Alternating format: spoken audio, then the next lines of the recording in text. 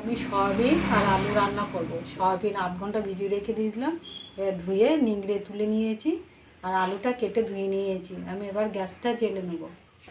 গ্যাসটা জেলে কড়াটা বসিয়ে দিয়েছি, কড়াটা গরম হয়ে গেছে। আমি এবার সরষের তেল নেবো। তেলটা গরম হয়ে গেছে, আমি আলুগুলো ভেজে নেব।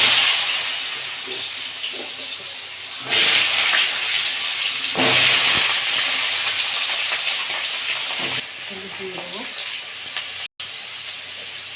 ভালো করে ভেজে নেব। আলুগুলো ভালো করে ভেজে নিয়েছি, আমি এবার তুলে নেব। সব আলুগুলো তুলে নিয়েছি, তেলে আমি সয়াবিনগুলো দিয়ে দেবো, হলুদ দিয়ে দেবো, লবণ দিয়ে দেবো, ভালো করে ভেজে নেব।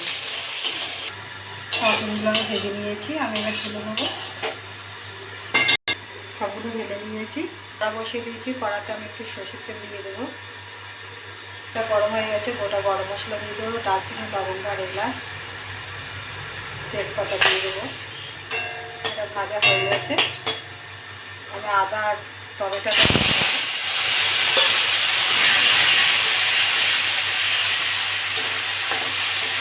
লবণ দিয়ে দেবো,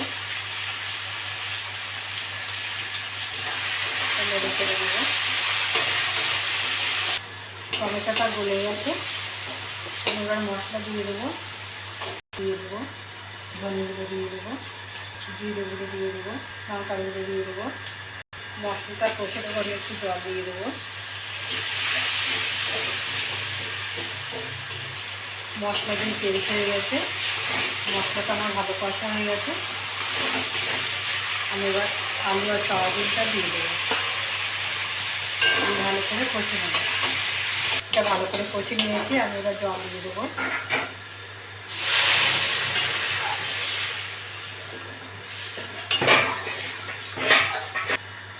একটু চিনি দিয়ে দেবো, নেড়ে চেড়ে দেবো। 10 মিনিট ঢাকা দিয়ে রাখবো। 10 মিনিট আমার হয়ে গেছে, আলুগুলো সিদ্ধ হয়ে গেছে। তরকারিটা আমার হয়ে গেছে, আমি এবার গরম মশলা দিয়ে নামিয়ে নেব।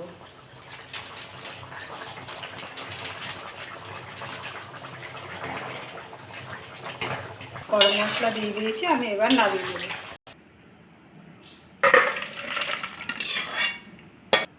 এরকম করে বাড়িতে রান্না করে খাবেন, খেয়ে ভালো লাগলে আমার চ্যানেলটাকে লাইক করবেন, শেয়ার করবেন, কমেন্ট করবেন, সাবস্ক্রাইব করবেন। ধন্যবাদ।